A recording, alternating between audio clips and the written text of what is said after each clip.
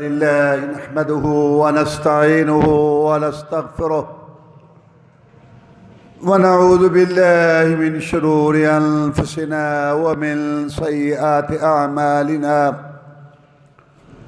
من يهده الله فلا مضل له ومن يضلله فلا هادي له وأشهد أن لا إله إلا الله وحده لا شريك له وأشهد أن محمدًا عبده ورسوله صلى الله عليه وسلم. أما بعد فإن خير الحديث كتاب الله وخير الهدي هدي محمد صلى الله عليه وسلم وشر الأمور محدثاتها وكل محدثة بدعة وكل بدعة ضلالة وكل ضلالة في النار. فأعوذ بالله من الشيطان الرجيم.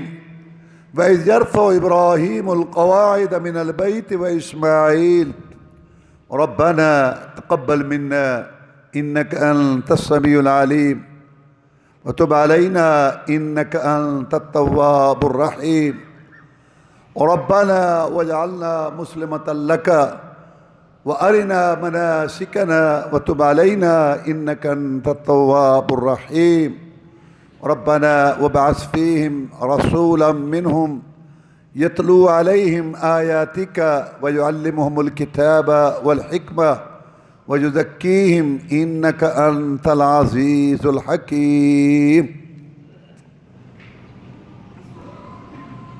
اللہ مالک الملک احکم الحاکمین کی توفیق سے گزشتہ جمعۃ المبارک میں کعبہ کی تعمیر اور اس کی تاریخ، یہ کعبہ کتنی بار تعمیر ہوا، اور یہ اللہ تعالیٰ نے بہت بڑا اعزاز ہے جو ابراہیم علیہ السلام کو بخشا. تو ابراہیم علیہ السلام نے کعبہ کی تعمیر کے بعد کچھ دعائیں کی. تو ہم نے بتایا تھا کہ ابراہیم علیہ السلام کی دعاؤں کا تذکرہ ہوگا. تو دعا بہت بڑی چیز ہے. اللہ تعالیٰ نے قرآن مجید کے اندر دعا کی بڑی ترغیب دی ہے کہ آپ اللہ سے دعا کریں. دعا کا معنی پکارنا، اور دعا کی کئی صورتیں ہیں. سوال کرنا بھی دعا ہے، استغاثہ فریاد پوری کرانا بھی دعا ہے، استعاذہ پناہ پکڑنی بھی دعا ہے، استعانت مدد مانگنی بھی دعا ہے.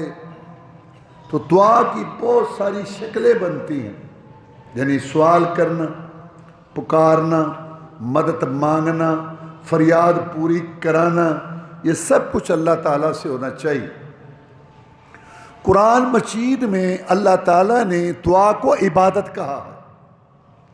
وقال ربكم ادعوني استجب لكم ان الذين يستكبرون عن عبادتي سيدخلون جہنم داخرین.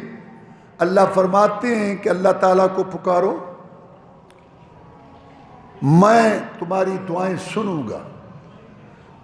آگے فرمایا جو لوگ میری عبادت سے تکبر کرتے ہیں ان قریب ذلیل ہو کے جہنم میں داخل ہوں گے. تو اللہ نے دعا کو عبادت کہا. دعا عبادت. رسول اللہ صلی اللہ علیہ وسلم نے فرمایا الدعاء هو العبادہ، دعا عبادت ہے. اور اللہ تعالیٰ نے قرآن مجید میں جب مشرکوں کا ذکر کیا مختلف مقامات پر، تو اللہ نے ان کا رد کرتے ہوئے یہ بات کہی کہ وہ پکارتے ہیں اللہ تعالیٰ کے بغیر، دوسروں کو پکارتے ہیں. یدعون تدعون، وہ پکارتے ہیں، تدعون تم پکارتے ہو. تو اس کا مطلب ہے دعا عبادت ہے. آج کل قبر پرستوں نے یہ بات چھوڑی ہوئی ہے، یا کہتے ہیں او جی کسی کو ہم سجدہ تو نہیں کرتے نا بادشاہ، رکوع تو نہیں کرتے، پکارتے. یہ پکارنا دعا یہ شرک نہیں ہے. انا للہ و انا الیہ، یہی تو شرک ہے.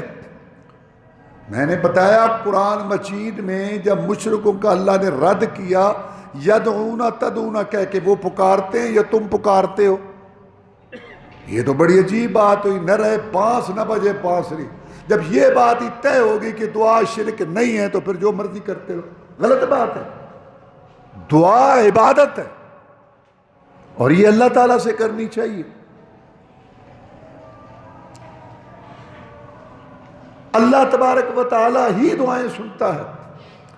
قرآن مجید کے اندر اللہ تعالیٰ نے نبیوں رسولوں کی دعاؤں کا ذکر، آج ابراہیم علیہ السلام کی دعائیں بیان ہوں گی، موسیٰ علیہ السلام کی دعا کا ذکر ہے،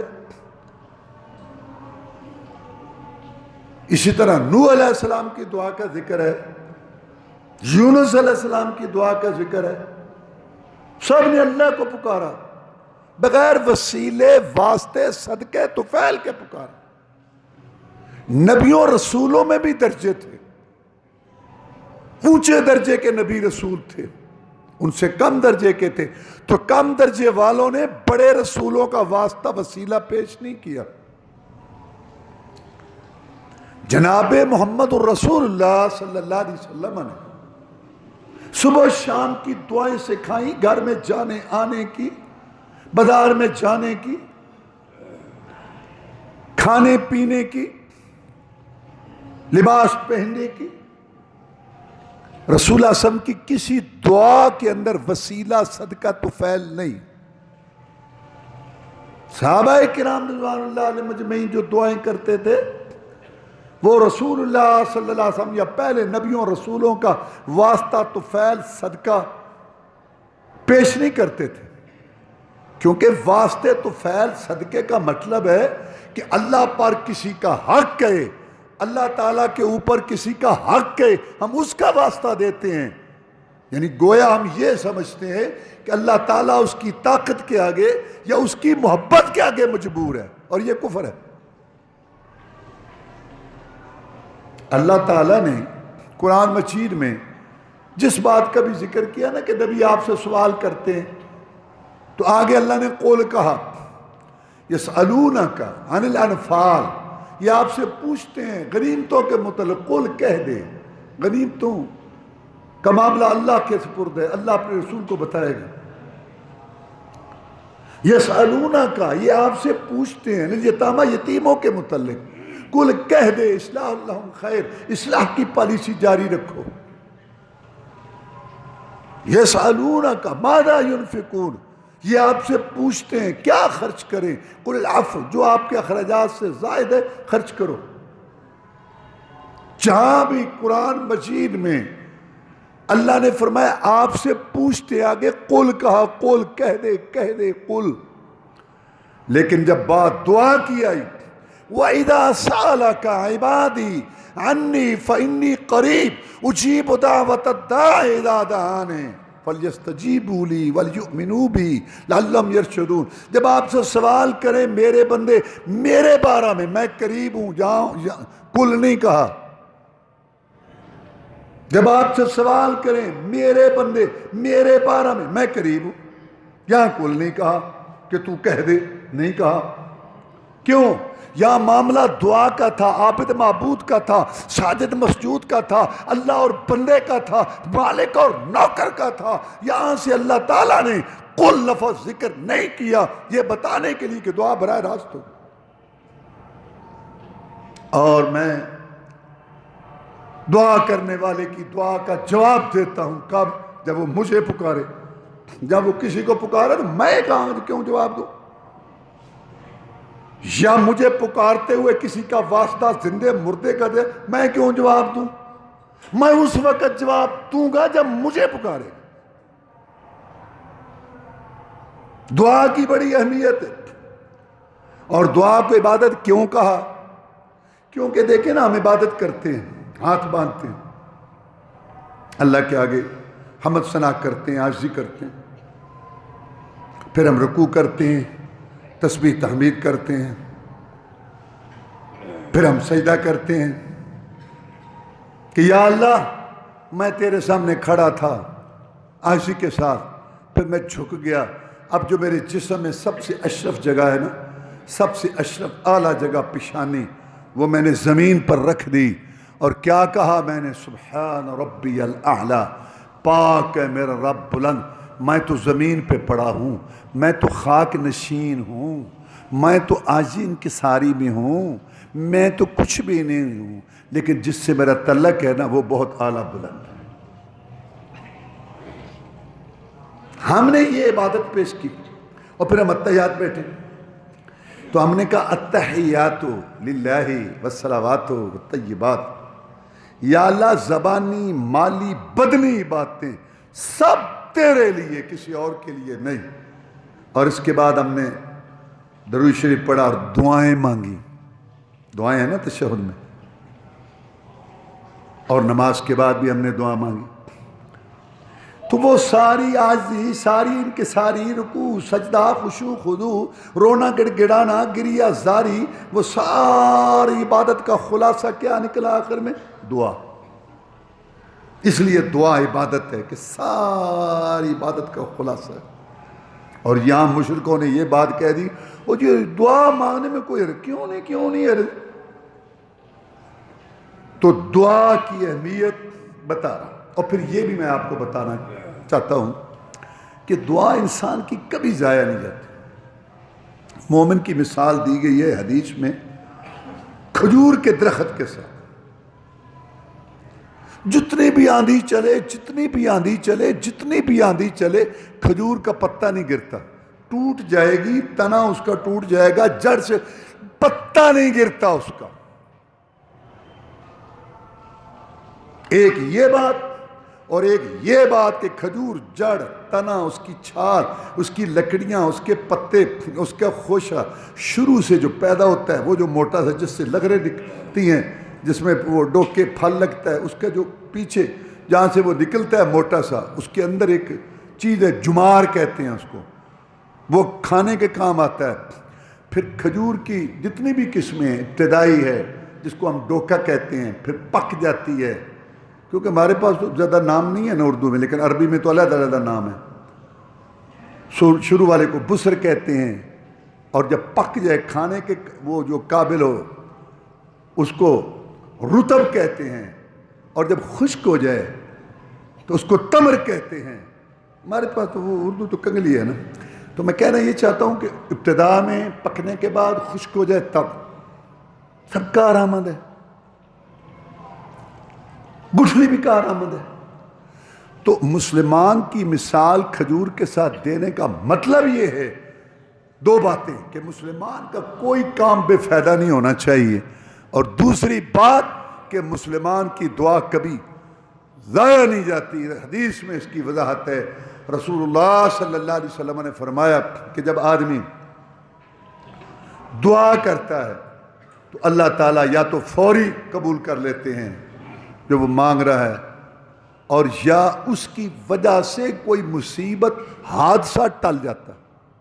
وہ کہتا ہے میری دعا قبول نہیں ہوئی، دعا تو قبول ہو گئی ہے، تمہیں تو پتہ نہیں ہے، تمہارا حادثہ ہونے والا تھا، تمہارے بیٹے کے ساتھ کچھ مسئلہ ہونے والا تھا، تم نے دعا کی، اللہ نے مصیبت ٹال دی۔ قرآن میں قُلْ مَا يَعْبَأُ بِكُمْ رَبِّي لَوْلَا دُعَاؤُكُمْ، اگر یہ تمہاری دعائیں نہ ہوں، پکارنا اللہ کو نہ ہو، تو تمہارے کرتوتوں کی وجہ سے تمہارا رگڑا ساتھ ہی نکل جائے۔ اصل بات یہ تم دعائیں کرتے ہو، میں مولا کو رحم آ جاتا۔ اور تیسری بات کہ وہ دعا ذخیرہ ہو جاتی ہے، اللہ قیامت کے دن ذخیرہ شدہ دعائیں نکال کے بندوں اور بدیوں کی گناہ معاف کرے گا، جنت میں داخلہ دے گا، ان کے درجات بلند کرے۔ اس وقت یہ بے صبرے اور بے صبریاں کہتے جو ہماری دعا ہی نہیں قبول ہوتی، یہ بے صبرے اور بے صبریاں اس وقت کہیں گے کاش جو دنیا میں دعائیں قبول ہو گئی تھی وہ بھی نہ ہوتی، دنیا تو گزر ہی جانی تھی، جمع ہو جاتی ہیں ذخیرہ، آج کام آتی۔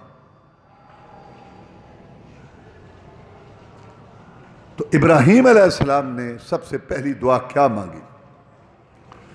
اور ربنا، جب بیت اللہ کی تعمیر کی، اور ربنا تقبل منا انک انت السمیع العلیم،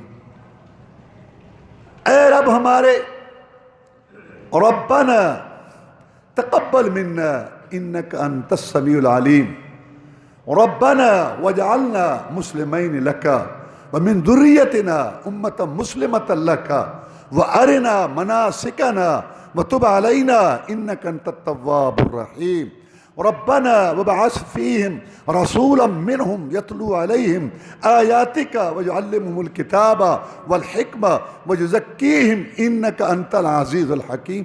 3 دعاؤں کا ذکر ہے. ویسے تو اللہ ہر وقت سنتا ہے، لیکن کوئی نیکی کا کام کر کے آپ دعا کریں نا تو پھر زیادہ سنتا ہے.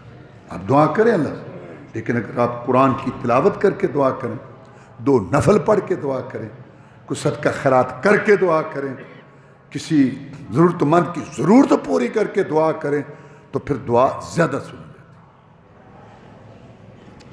ابراہیم علیہ السلام نے اتنا بڑا کام کیا اللہ کے حکم سے، اللہ کا گھر بنایا، تو پھر 3 دعائیں کی. پہلی دعا یہ کی کہ یا اللہ ہم سے قبول کر لے. تو سننے والا جانے ہماری یہ جو ہے نا عبادت، ہمارا یہ عمل بیت اللہ شریف، اللہ اللہ اللہ، قیامت تک لوگ ادھر منہ کر کے نماز پڑھیں گے، وہاں نماز پڑھیں گے، تو ابراہیم علیہ السلام کو اس کا ثواب ملتا ہے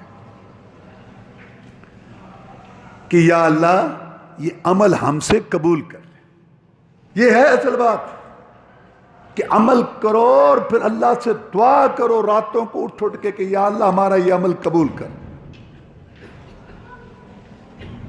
عبادت کی وجہ سے غرور، پارسائی، ذہن میں گھمنڈ نہ آئے. کرتے بھی رہو، ڈرتے بھی رہو، کرتے بھی رہو، ڈرتے بھی رہو. قرآن مجید میں اللہ نے فرمایا سورہ مؤمنون میں، والذین آتوا وقلوبہم وجلہ، جو لوگ کام کرتے ہیں نا اور ان کے دل ڈرتے ہیں، کام کرتے ہیں اور پھر ڈرتے ہیں. سیدہ عائشہ صدیقہ طاہرہ زکیہ مطہرہ صدیقہ کائنات رضی اللہ تعالی عنہا نے پوچھا، اے اللہ کے رسول صلی اللہ علیہ وسلم، یہ جو اللہ کہتا ہے کہ کام کرتے ہیں اور ڈرتے ہیں، یہ وہ لوگ ہیں جو شرابیں پیتے ہیں؟ یہ وہ لوگ ہیں جو چوریاں کرتے ہیں، چوری کر کے ڈرتے ہیں، شراب پی کے ڈرتے ہیں؟ فرمایا لا یا بنت صدیق، اے صدیق کی بیٹی، نہیں، یہ بات نہیں. تو ابوبکر کو صدیق کس نے کہا؟ محمد رسول اللہ نے کہا صلی اللہ علیہ وسلم. لا یا بنت صدیق، صدیق کی بیٹی نہیں، جو تم بات کہہ رہی ہو، سوچ رہی ہو، یہ نہیں. یہ کام کرنے والے کون ہیں؟ جو نمازیں پڑھتے ہیں، صدقے کرتے ہیں اور ڈرتے ہیں. تو سیدہ عائشہ صدیقہ طاہرہ زکیہ مطہرہ رضی اللہ تعالیٰ نے پوچھا، جناب نمازیں پڑھ کے کیوں ڈرتے ہیں؟ صدقے کر کے کیوں ڈرتے ہیں؟ یہ تو اچھے کام ہیں. فرمایا عائشہ اس لیے ڈرتے ہیں کہ پتہ نہیں اس بے پرواہ نے قبول بھی کی ہے. دیکھو نماز پڑھتے ہیں، ہمیں اللہ تعالیٰ سے امید ہے اللہ ہماری ٹوٹی پھوٹی عبادت قبول کرے گا، لیکن گارنٹی تو نہیں نا، گارنٹی نہیں. بادشاہ، لیکن ایک حدیث میں سنا دوں آپ کو. رسول اللہ صلی اللہ علیہ وسلم نے فرمایا، جس کو رات کو جاگ آئے نا، سوتے سوتے جاگ آ جاتی ہے، اور یہ دعا پڑھے، لا الہ الا اللہ وحدہ لا شریک لہ لہ الملک ولہ الحمد وہو علی کل شیء قدیر، الحمد للہ وسبحان اللہ واللہ اکبر ولا حول ولا قوة الا باللہ اللہم اغفر لی، اے اللہ مجھے بخش دے. اللہ اس کی دعا قبول کریں گے، اس کو بخشیں گے. اگر اٹھ کے وضو کر کے نماز پڑھے تو یہ نماز قبول ہوگی. یعنی ہم اب نماز اب پڑھ رہے ہیں نا، امید رکھتے ہیں اللہ قبول کرے، لیکن گارنٹی نہیں. لیکن وہ رات کو جب جاگ آئے، محمد رسول صلی اللہ علیہ وسلم فرماتے ہیں جاگ آئے، اور یہ جو میں نے کلمات کہیں، یہ کلمات کہے، اس کے بعد کہ اللہم اغفر لی، مجھے بخش دے، یہ جو بھی دعا کرے اللہ قبول کریں گے. اگر اس وقت اٹھ کے وضو کر کے نماز پڑھے وہ قبول ہوگی. یہ بھی حدیث میں نے آپ کو سنا. تو بہرحال میں یہ کہہ رہا تھا کہ وہ کام کرتے ہیں اور ڈرتے ہیں اس لیے کہ پتہ نہیں بے پرواہ نے قبول بھی کی ہے کہ اس کا مطلب ہے کرتے رہو ڈرتے رہو. عبادت کا گھمنڈ نہ ذہن میں آئے۔ اللہ نے قرآن مجید میں فرمایا سورہ داریات میں، کانوا قلیلا من اللیل ما یہجعون وبالاسحار هم یستغفرون۔ اللہ کے نیک بندے راتوں کو تھوڑا سوتے ہیں، مطلب قیام کرتے ہیں نا، نفل پڑھتے ہیں، تلاوت کرتے ہیں، اور سحری کے ٹائم معافی مانگتے ہیں۔ رات کو عبادت، نیکی، قرآن کی تلاوت، نوافل، اور جب سحری ہوتی ہے تو اللہ سے معافی مانگتے ہیں، بخشش مانگتے ہیں۔ رات کو گناہ کرتے رہیں، رات کو نیکی کرتے رہیں، اب صبح کے ٹائم معافی مانگ رہے ہیں، یا اللہ کو کمی رہ گئی ہے تو معاف کر دینا اور اس کو قبول کر لیں۔ ہم نماز پڑھتے ہیں اپنی طرف سے پورا طرح الحمدللہ، اور پھر آخر میں جب سلام پھیرتے ہیں تو ہم کیا کہتے ہیں؟ اللہ اکبر۔ یا اللہ ہم نے پوری کوشش کی، تیری عبادت کی، بڑائی کی، عظمت بیان کرنے کی، لیکن تو بہت بڑا ہے، تو اس سے بھی بہت بڑا ہے۔ میں نے بڑائی بیان کی، میری جماعت نے کی، پوری صف نے کی، پوری مسجد والوں نے کی، پورے شہر والے ملک سب نے کی، یا اللہ لیکن ہم اعتراف کرتے ہیں کہ تو اس سے بھی بہت بڑا ہے، تیری بڑائی کا ہم حق ادا نہیں کر سکتے۔ یہ مطلب ہے نماز کے بعد اللہ اکبر کہنے کا، کہ گھمنڈ نہ ہے عبادت کا۔ اور آگے کیا ہے؟ استغفر اللہ، استغفر، یا اللہ میں معافی مانگتا ہوں، معافی، گناہ کر کے فارغ ہوئے۔ معافی کا یہاں کیا مطلب ہے؟ استغفر اللہ، معافی کا یہ مطلب ہے یا اللہ تو احکم الحاکمین تھا، خالق مالک رازق تھا، میں تیرا غلام بندہ نوکر تیرے سامنے حاضر ہوا، مجھے پوری طرح رسول اللہ صلی اللہ علیہ وسلم کی بتائی ہوئی نماز کی طرح نماز پڑھنی چاہیے تھی، خیال ادھر ادھر نہیں جانا چاہیے تھا، خشوع خضوع، لیکن آخر انسان ہوں، یا اللہ کو خیال ادھر چلا گیا ہو، کچھ عبادت کے اندر کمی ہو گئی ہو، کچھ آپ کی عزت تکریم کے اندر جو ہے مجھ سے کوتاہی ہو گئی ہو اعضاء کے اندر، میں معافی مانگتا ہوں، میں معافی مانگتا ہوں، میں معافی کرتے بھی رہو، ڈرتے بھی رہو، کرتے رہو۔ یہ ابراہیم علیہ السلام نے سکھایا، بیت اللہ بنایا اللہ کے حکم سے، اور کہتے ہیں یا اللہ قبول فرما۔ اور آگے کیا دعا کی؟ ربنا وجعلنا مسلمین لک ومن ذریتنا امۃ مسلمۃ لک وارنا مناسکنا وتب علینا انک انت التواب الرحیم۔ یا اللہ ہمیں توفیق دے، ہمیں اپنا فرما بردار بنا، اور ہمیں حج کے عبادت کے طریقے سکھا۔ یہ دوسری دعا ہے کہ یا اللہ میں اپنا فرما بردار بنا، لا حول ولا قوت الا باللہ، نہیں ہے طاقت نیکی کرنے کی اور نہیں ہے قوت گناہ سے بچنے کی مگر یا اللہ تیری توفیق کے ساتھ۔ اذان کا یہ جواب ہے نا، حی علی الصلاۃ حی علی الفلاح۔ یا اللہ نہیں ہے طاقت نیکی کرنے کی اور نہیں ہے قوت گناہ سے بچنے کی مگر تیری توفیق کے ساتھ۔ اللہ سے توفیق مانگو، اللہ تعالیٰ نیکی کی توفیق دے، یہ اللہ سے دعا کرو۔ اور یا اللہ ہمیں سکھا طریقے کہ ہم نے یہاں اب حج کیسے کرنا ہے، حج کے مناسک کیسے ہیں اور تیرے عبادت کے طریقے کیسے ہیں، یہ ہمیں سکھاتا تو اللہ خود ہے۔ دیکھو نا، ہمارے باپ آدم علیہ السلام سے ہماری ماں سے غلطی ہو گئی، رونا دھونا شروع ہو گیا، وہ بڑے پریشان تھے کہ اللہ تعالیٰ کو کیسے منائیں۔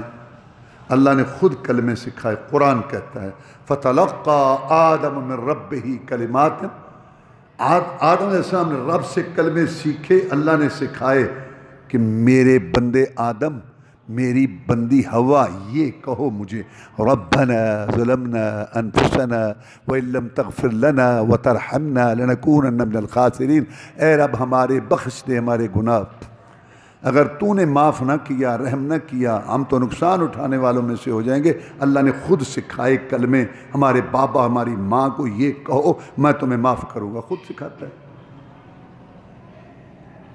اب یہاں جو اصل بات ہے اس کو گول کر دیا، وہ جی رسول اللہ صلی اللہ علیہ وسلم کا واسطہ دیا تھا، تمہیں کس نے کہا ہے؟ قرآن تو یہ کہہ رہا ہے، تو بڑا ہے کہ قرآن بڑا ہے؟ کہاں ہے یہ؟ قرآن کہہ رہا ہے کہ یہ کلمے تھے. یہ جو قرآن مجید کے شروع میں سورہ فاتحہ ہے، یہ اللہ نے ہمیں سکھائی ہے. میرے بندو ایسے مجھے کہا کرو، الحمدللہ رب العالمین الرحمن الرحیم مالک یوم الدین ایاک نعبد و ایاک نستعین. یہ اس طرح مجھے کہا کرو، خود اللہ نے سکھایا. نبیوں اور رسولوں کو اللہ نے سکھایا، پھر انہوں نے قوموں کو سکھایا، امتوں کو سکھایا.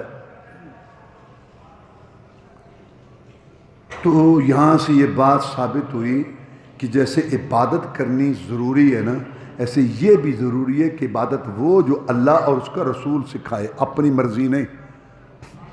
اللہ نے قرآن مجید میں فرمایا قل ان کنتم تحبون اللہ فاتبعونی یحببکم اللہ یغفر لکم ذنوبکم واللہ غفور رحیم. نبی ان کو کہہ دے کہ اللہ سے محبت کرتے ہو تو میری اتباع پیروی کرو، اسی میں محبت ملے گی اللہ کی. اور اللہ نے فرمایا یا ایھا الذین آمنوا اطیعوا اللہ واطیعوا الرسول ولا تبطلوا اعمالکم. اے ایمان والو، بات مانو اللہ تعالیٰ کی، رسول اللہ کی صلی اللہ علیہ وسلم. اپنے اعمال ضائع نہ کرو. عمل کتنا بھی بڑا ہو، اگر وہ قرآن حدیث کے مطابق نہیں ہے، ضائع برباد ہے. بخاری شریف کے اندر حدیث ہے کتاب الوضو کے آخر میں، برا بن عازب بیان کرتے ہیں رضی اللہ تعالیٰ کہ رسول اللہ صلی اللہ علیہ وسلم نے فرمایا رات کو سوتے وقت یہ دعا پڑھا. ویسے ہوتا ہے نا باوضو سو، سورۃ ملک پڑھو، اس سے قبر کے عذاب سے نجات ملتی ہے. 33 دفعہ سبحان اللہ، 33 دفعہ الحمدللہ، 33 دفعہ اللہ اکبر، تسبیح فاطمہ، آیت الکرسی، آخری صورتیں، سورۃ بقرہ کی آخری 2 آیتیں دائیں طرف کر، یہ سارے عمل ہیں. فرمایا آخر میں یہ دعا پڑھ، اللہم اسلمت الیک نفسی ووجہت الیک وجہی وفوضت الیک امری والجأت الیک ظہری رغبتا رحمتا لا ملجا ولا منجا منک الا الیک آمنت بکتابک الذی انزلتا وبنبیک الذی ارسلتا.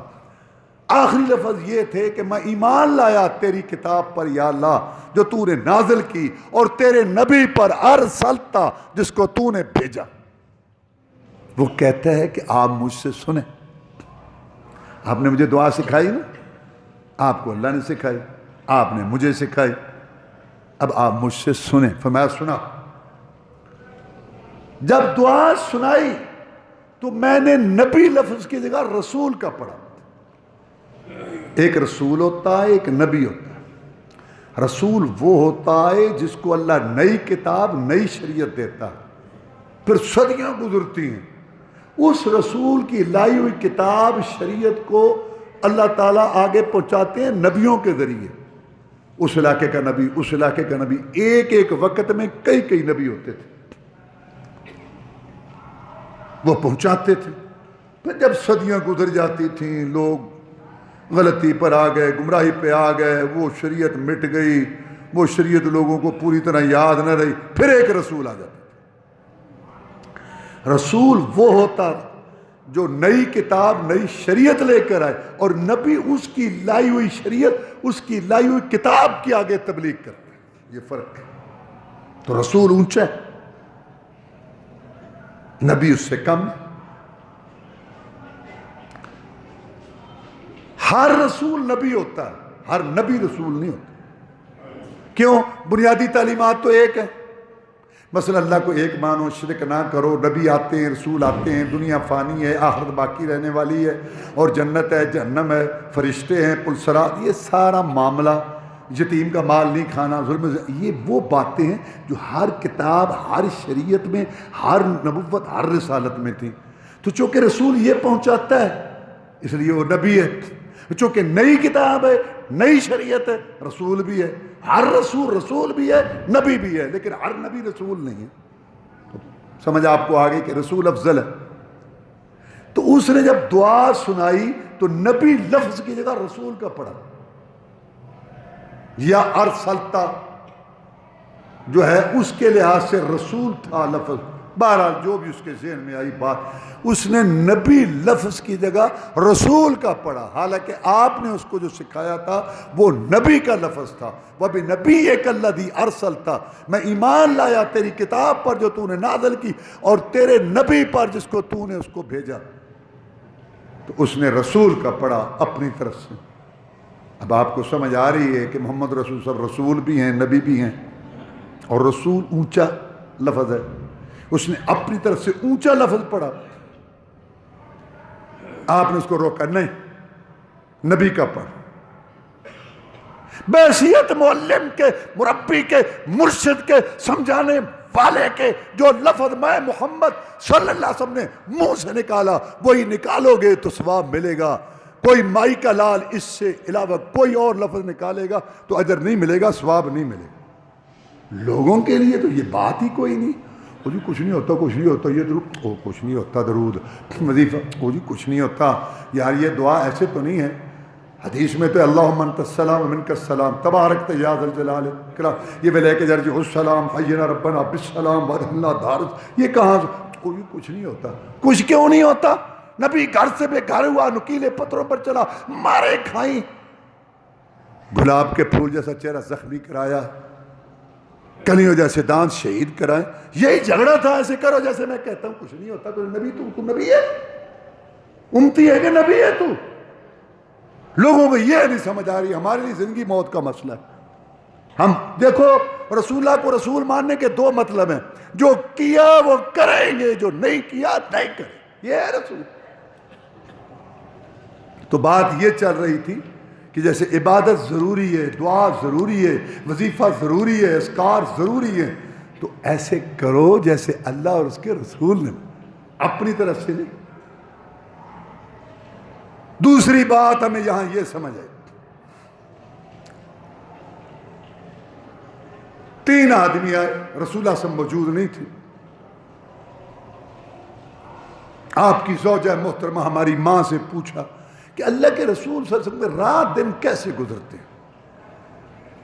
مطلب یہ تھا کہ ہم بھی اپنے آپ کو آپ کی زندگی سنت حدیث کے رنگ میں رنگیں۔ امی نے بتایا دن ایسے گزرتا ہے، رات اس طرح کو سارا بتایا۔ آپس میں کہنے لگے یہ تھوڑا عمل ہے جو رسول اللہ کرتے ہیں صلی اللہ علیہ وسلم، اور پھر آپس میں کہنے لگے وہ رسول ہے، اس کی تو غلطیاں معاف ہیں، اگر ہیں بھی صحیح تو وہ تو رسول ہے بابا، ہمیں زیادہ کرنا چاہیے، زیادہ۔ ایک کہنے لگا لو پھر میری بات سنو، میں تو آج کے بعد روزہ ہی رکھوں گا، ہر روز، کل بھی روزہ، پرسوں بھی روزہ۔ دوسرے نے کہا پھر میری بھی سنو، میں آج کے بعد ہمیشہ ساری رات نفل پڑھا کروں گا، سوؤں گا ہی نہیں۔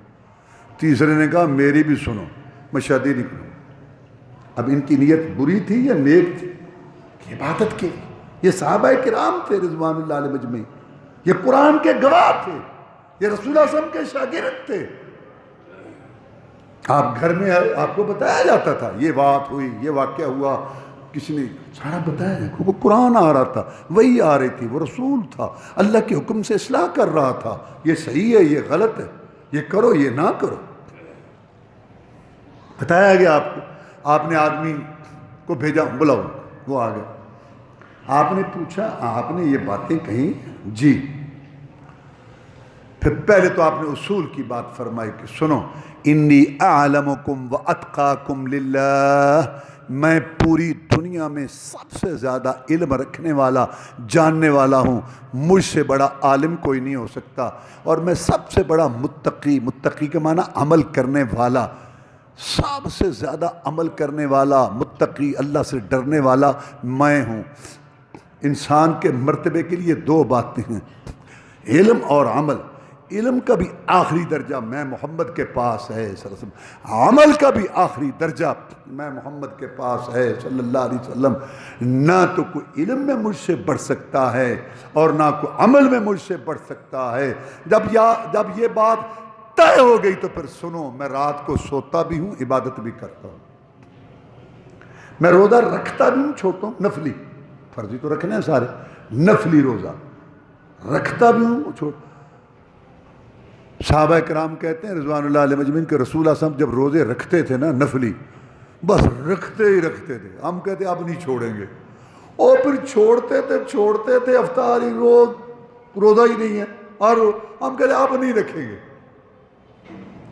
اگر کوئی آپ کو دیکھنا چاہتا رات کو نفل پڑھتا ہوا، پڑھتے تھے، آپ دیکھ سکتا تھا. اگر کوئی چاہتا کہ میں آپ کو سویا ہوا دیکھوں تو دیکھ سکتا تھا. آپ رات کو سوتے بھی تھے، نفل بھی پڑھتے تھے، اور روزہ رکھتے بھی تھے، چھوڑتے بھی تھے نفلی. اور فرمایا نکاح کرنا میری سنت ہے، جس نے اس سے منہ پھیرا اس کا میری امت سے تعلق نہیں. بریک لگائی، یہ نہیں کہ وظیفے بنائی جاؤ، دعائیں بنائی جاؤ، نفل پڑھی جاؤ، بیٹھ کے اٹھ کے لیٹ کے کام کی ایک بھی نہیں. یہ وہ تمہیں کس نے کہا؟ تم امتی ہو. لا الہ الا اللہ محمد رسول اللہ میں اقرار ہے کہ عبادت اللہ کی ہوگی اور طریقہ عبادت محمد رسول اللہ کا ہوگا. یہ سارے اسلام کا خلاصہ ہے، عبادت اور طریقہ عبادت. عبادت اللہ کی، طریقہ عبادت محمد رسول اللہ کا. عزت احترام کرو، کھلاؤ پلاؤ، لوگوں کی ضروریات پوری کرو، یہ علیحدہ مسئلہ. دعائیں کرو، اللہ کے نیک بندے ولی بزرگ امام فوت ہوئے، اللہ ان کی قبروں کو نور سے بھرے، ان کی خدمات قبول کرے، یہ اور بات. لیکن اسلام کی بنیاد کلمہ ہے، اور کلمے کے پہلے حصے کا مطلب یہ ہے کہ ہر قسم کی عبادت، زبانی، مالی، بدنی، ظاہری، باطنی، سوال، استغاثہ، فریاد پوری کرانا، مشکل کشائی، حاجت روائی، رکوع، سجدہ، نماز، قربانی، نظر، نیاز، چڑھاوا، حکم، قانون مانا، صرف یہ اللہ کا حق ہے. کوئی نبی، ولی، پیر، پیغمبر، جن، فرشتہ اس میں شریک نہیں. محمد الرسول اللہ، محمد اللہ کا رسول ہے، وہی اس پر آئی ہے، رب کے سلام اس کو آئے ہیں. لہذا عبادت، دعا ہو، وظیفہ ہو، نماز ہو، ریاض ہو، حج، زکوٰۃ، کوئی بھی ہو، وہ محمد صلی اللہ علیہ وسلم کے طریقے، سنت کے مطابق ہوگی. قُلْ يَا أَيُّهَا النَّاسُ إِنِّي رَسُولُ اللَّهِ إِلَيْكُمْ جَمِيعًا. کہہ دیجئے پیارے پیغمبر ہے لوگوں، حاکم، محکوم، خادم، مخدوم، پیر، مرید، امام، مقتدی، مرد اور جوان، بوڑھے، عالم، جاہل، عربی، اجمی، شہری، دیہاتی، سب کے لیے میں اللہ کا رسول بنا کے بھیجا گیا ہوں. کسی کی نماز، نیاز، روزہ، حج قبول نہیں جب تک اس پر میں محمد کی مہر نہ ہو صلی اللہ علیہ وسلم. وآخر دعوانا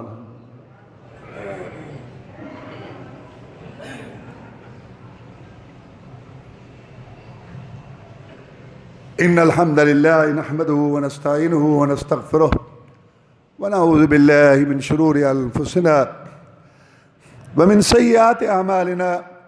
من يهده الله فلا مضل له ومن يضلل فلا هادي له. واشهد ان لا اله الا الله وحده لا شريك له واشهد ان محمدا عبده ورسوله صلى الله عليه وسلم.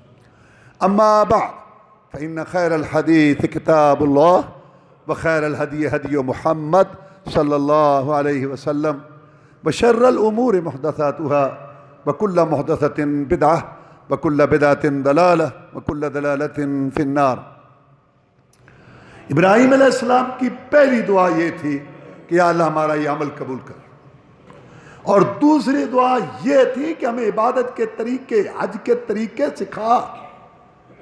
ہم نے تجھے کیسے پوجنا ہے، تیری عبادت کیسے کرنی ہے، ہمیں یہ تو بتا. اور تیسری دعا پھر یہ کی کہ ربنا وابعث فیہم رسولا منہم یتلو علیہم آیاتک ویعلمہم الکتاب والحکمہ ویزکیہم انک انت العزیز الحکیم. یا اللہ کعبہ بن گیا، اب یہاں ایک رسول بھیج، انہی میں سے، مکہ والوں میں سے ایک رسول بھیج جو ان کو تیری آیات پڑھ کے سنائے، قرآن حدیث کی ان کو تعلیم دے، اور ان سے اخلاقی جو بیماریاں ہیں ان سے دور کرے، ان کو پاکیزگی، تزکیہ نفس کی راہ ان کو سکھائے، اور یہ شرک، فسق و فجور، زنا، بدکاری، لوٹ مار، حرام کھانا، قتل و غارت، یہ سب ان سے چھڑائے. اللہ تو غالب ہے، حکمت والا، تو یہ کر سکتا ہے. رسول اللہ صلی اللہ علیہ وسلم نے فرمایا میں تمہیں اپنا تعارف کراؤں، میں باب ابراہیم کی دعا ہوں، بائی عیسیٰ علیہ السلام کی خوشخبری ہوں، اپنی ماں آمنہ کا خواب ہوں. یہ ابراہیم صلی اللہ علیہ وسلم نے دعا کی، اللہ نے یہ دعا پوری کی کہ اسماعیل علیہ السلام جو مکہ میں رہتے تھے، پھر ان کی نسل میں اللہ نے محمد الرسول کو بھیجا مکہ مکرمہ کے اندر. اس لیے آپ فرماتے ہیں کہ اللہ تعالیٰ نے اسماعیل علیہ السلام کی اولاد میں بنو کنانہ کو چنا، بنو کنانہ میں قریش کو چنا، قریش میں بنو ہاشم کو چنا، اور بنو ہاشم میں محمد صلی اللہ علیہ وسلم کو پیدا کیا۔ آپ کے خاندان جیسا کسی کا خاندان نہیں، آپ کے شہر جیسا کسی کا شہر نہیں، آپ کی ذات جیسی کسی کی ذات نہیں، اور آپ کی بات جیسی کسی کی بات نہیں۔ اور اللہ نے قرآن میں ذکر کیا کہ میں نے وہ دعا قبول کی، لَقَدْ مَنَّ اللَّهُ عَلَى الْمُؤْمِنِينَ إِذْ بَعَثَ فِيهِمْ رَسُولًا مِّنْ أَنفُسِهِمْ۔ اللہ نے احسان کیا مومنوں پر جب رسول بھیجا انہی میں سے جن کو اللہ کی آیتیں اور اپنی حدیثیں سناتا ہے۔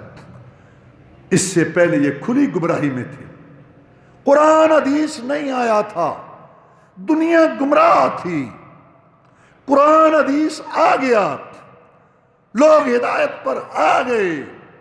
اب جو اس کو نہیں اپنائیں گے وہ گمراہ ہوں گے، اور جو قرآن کو اپنائیں گے وہ ہدایت والے ہوں گے، کیونکہ آپ نے حدیث میں فرمایا ترکت فیکم امرین لن تضلوا ما تمسکتم بہما کتاب اللہ و سنت نبیہ، کہ میں تمہارے اندر دو چیزیں چھوڑ کے جا رہا ہوں اور میں گارنٹی دیتا ہوں تم کبھی گمراہ نہیں ہوگے جب تک ان دو چیزوں کو پکڑے رکھو گے۔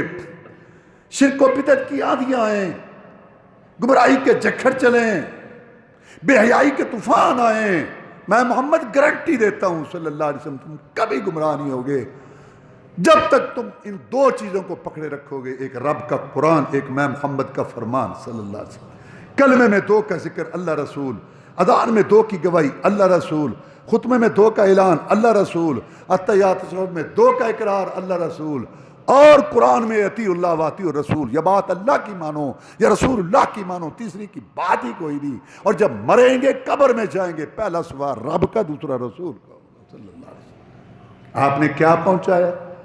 کیا پہنچایا؟ سن لو صحابہ کی گواہی، آپ نے عقائد عبادات معاملات سمجھائے، قرآن آیا وحی، اس کی تفسیر حدیث آپ نے سنت بتائی، اور آخری حج کیا میدان عرفات کے اندر 1.5 لاکھ کا مجمع ہے، عام لوگ نہیں ہیں، یہ صحابہ کرام ہیں رضوان اللہ علیہ جن کو رسول اللہ صلی اللہ علیہ وسلم نے بڑی محنت سے تیار کی، جو قرآن کے گواہ۔ 1.5 لاکھ کا مجمع، 1.5 لاکھ کا مجمع، میدان عرفات، حج کا خطبہ۔ محمد رسول اللہ صلی اللہ علیہ وسلم نے پوچھا حل بلغت، کیا میں نے پہنچا دیا؟ اور ایک حدیث میں تم سے میرے بارے میں پوچھا جائے گا، اللہ تم سے میرے بارے میں پوچھے گا کہ محمد نے پہنچایا تھا، مجھے بتاؤ حل بلغت، میں نے تمہیں پہنچا دیا۔